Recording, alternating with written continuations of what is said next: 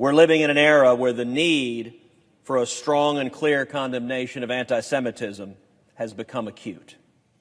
And we have seen the growth on our college campuses of movements to aggressively boycott products made by Jews in Israel. Mr. President, this bipartisan resolution has 56 co-sponsors, including 14 Democratic senators. And I'm hopeful that just moments from now, the Senate will come together, will pass a clear denunciation of anti-Semitism 100-0, so that we are clearly understood and clearly heard. Mr. President, today I'd like to thank Senator Kaine for joining with me in introducing what should hopefully be a simple but crucially important matter for the Senate: to issue an unequivocal, direct, and clear condemnation of all forms of anti-Semitism.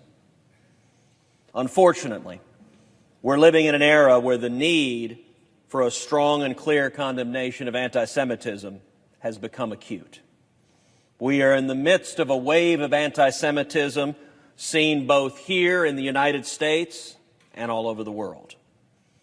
In just the last few years, we have seen repeated anti-Semitic comments made publicly, including insinuations questioning the loyalty and the patriotism of American Jews. We've seen physical violence against Jews, including shootings in Jewish places of worship, such as the Tree of Life Synagogue in Pittsburgh and the Chabad in Poway. We've seen a wave of physical attacks against Jews in the streets of New York. And we have seen the growth on our college campuses of movements to aggressively boycott products made by Jews in Israel. And as we've learned this week, things have gotten so bad that the New York Times has announced it will simply stop running political cartoons in their international edition after being criticized and forced to apologize for recently running a blatantly anti-Semitic cartoon.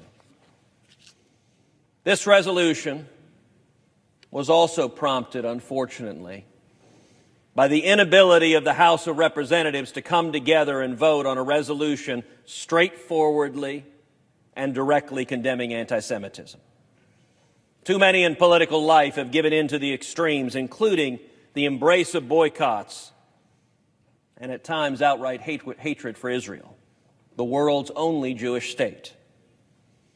So when the House tried to condemn anti-Semitism, sadly, they were instead forced to water it down into a general resolution decrying bigotry of all sorts, listing every group they could think of.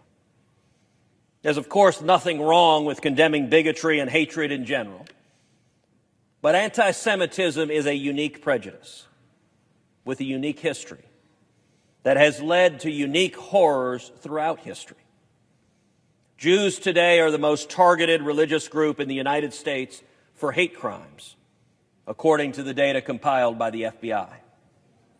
We need to be able to acknowledge that clearly and directly, and that's what this resolution does. This resolution outlines how ancient forms of anti-Semitism continue to live on today. It emphasizes that anti-Semitism is a unique form of prejudice stretching back millennia, and it condemns the modern form of those ancient prejudices.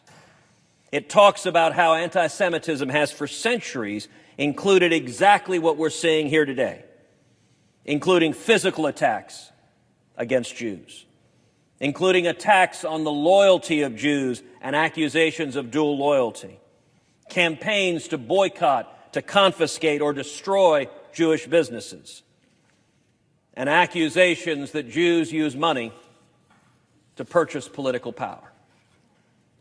These are all false and vicious slurs. This resolution also speaks to the unique prejudice Jews here in America experience, which we must acknowledge.